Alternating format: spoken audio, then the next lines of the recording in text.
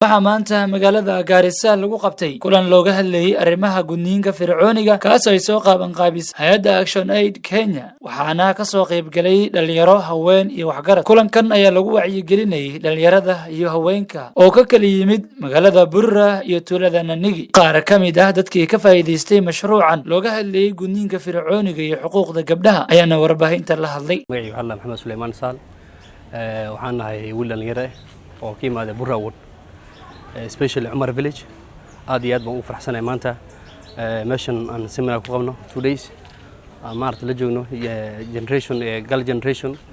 together with FGM aad iyo aad baan u faraxsanahay sidoo wanaagsan oo maarta nala tacaaleen iyo habka mal wanaagsan maarta noo bareen FGM wanaagida waxaan ka imaaday Burra waxa weeye waa headquarter waxa weeye Fafi constituency aad iyo aad baan u faraxsanahay maarta maamulka guddiga iyo walaalayaan ay wadaan aad iyo aad baan u faraxnay waxaan maanta meeshan mashruuc aan maarta aan ka baranay aliya marriage oo kale gurka maarta degdeg gabdhaha dhibaato badan buu keenaa dhibaatada uu keenaya waxa kamid ah maarta in dhow dambe markii gu'da hor socdo in dhibaato oo kriis la kulanto iyo naxdimaha markii la kulanto oo waxyaalo badan isreeb kan aad iyo aad baan maarta aan u faraxsanahay waxaan kaloo maarta meeshan aan ka baranay in maarta FGM circumcision-ka maarta gabdhaha maarta uu dhibaya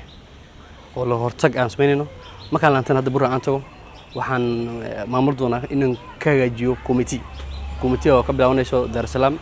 warka intuu ka kooban yahay ilaa Garsweyno ilaa iyo Alimbich ilaa iyo Arbadoolo ilaa Madaxgasi aan ka hortagno arrintaas committeedaas oo every maarta sublocations kahortagda ay doonaan inay maarta FGM lala shaqeyn doono inshallah. Kwa majina naitwa Farhia Dhaqane from Kamude location. Mradi ambao tunao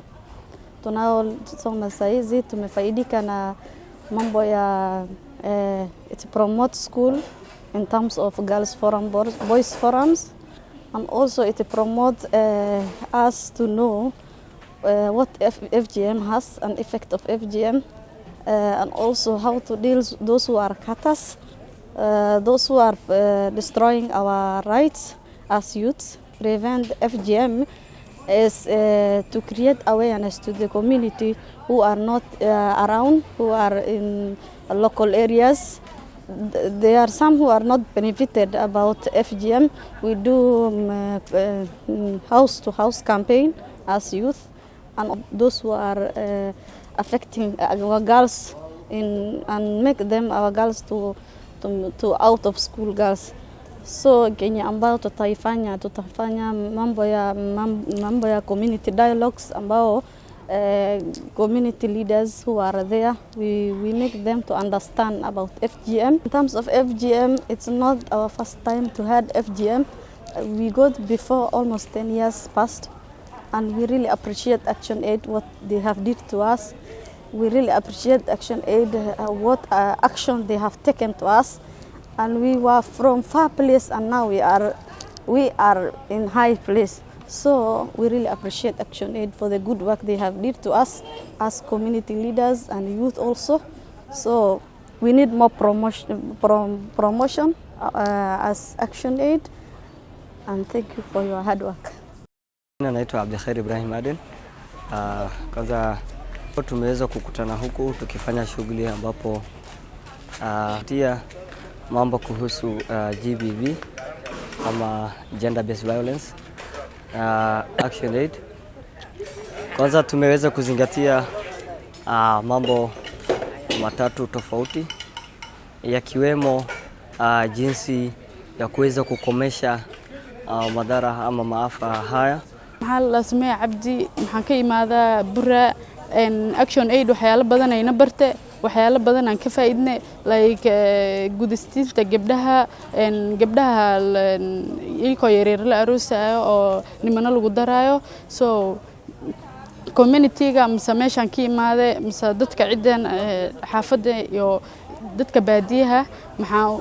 oo la talinayo inay waxaas iska daayaan oo gabdhaha gudistooda ay daayaan because gabdhaha gudista way xanuun ay u keen kartaa waxyaalo qaar khatar ay u keen kartaa dhimasho u keen kartaa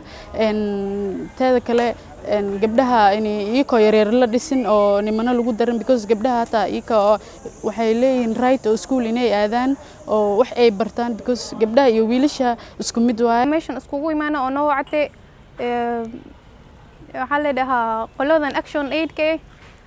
maxaana waxyaalaha ay nagala hadleen mise noo sheegeen oo aanan ka faa'iidinay maxaa waaye FGM-ka waaye FGM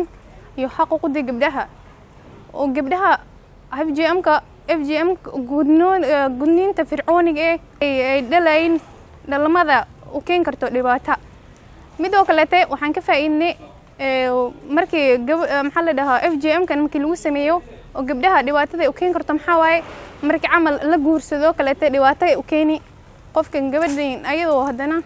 dhibaato weyn way dhanka kale Zamzam Cabdi Xasan oo ah xiriiriyaha mashruucan Action Aid Kenya ayaa sheegtay in kulankan uu socon doono 2 maalmood taasoo lagu wacyigelinayo dhalinyarada khaasatan haweenka magacayga waxa waay Zamzam Cabdi Xasan waxaana la shaqeeyaa hay'adda Action Aid Kenya waxa ka ahay xiriiriyaha mashruuca la dhaho The Girl Generation oo ka socda county-ga Garissa waxaana ka shaqeynaa 2 ward oo ah Burra iyo Nanyuki ward fadhigayna maanta waa fadhi 2 maalin ah aan qaasatan ugu talagalnay dhalintii Burra iyo Nanyuki wards ka imaadeen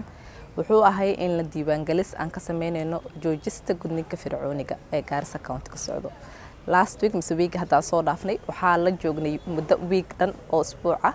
ala joognay bilcaanta iyo haweenka ka imaadeen Burra iyo Nanyuki ward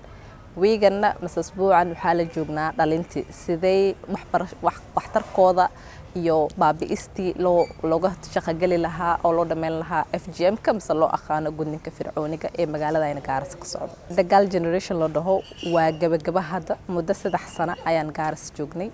maadaama gabagaba uu yahay mashruuci sidee aan structures-ka mise dadkii aan la shaqeynayna xiriirkooda u sii hagaajin karnaa mise u sii adkeyn karnaa markuu mashruuca uu dhamaado mashruuca hadda 1 sanad lee nooga dhiman markuu mashruucu dhamaado sidee shaqadayna ee wali shaqada wanaagsaneed ay soo sameysay community-ga shaqadii ay NGO u soo sameeyay sidee wali loo sii wadi karaa because markay lacagaha hay'adaha ay dhamaadaan wali dhalintii iyo duqeydii iyo maamooyinka tuulada iyo magaalooyinka way wala joogaan sidee wali shaqadooda ay u sii adkeyn karaan oo loo sii dayactir karaa mise loo dhameyn karaa gudniinka fircooniga